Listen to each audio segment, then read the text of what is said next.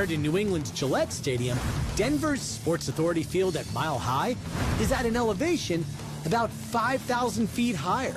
That's a difference equivalent to the height of about 3.5 Empire State Buildings.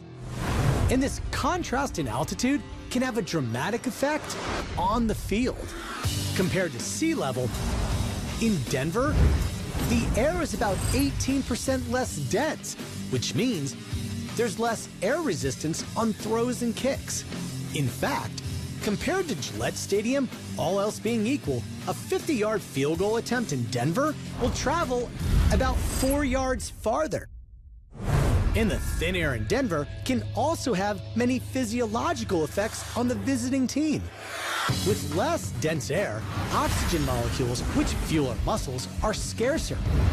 And testing in the ESPN Sports Science lab reveals when players aren't acclimated to the altitude, the oxygen deprivation can decrease strength by more than 16% and slow reaction times by as much as 39%.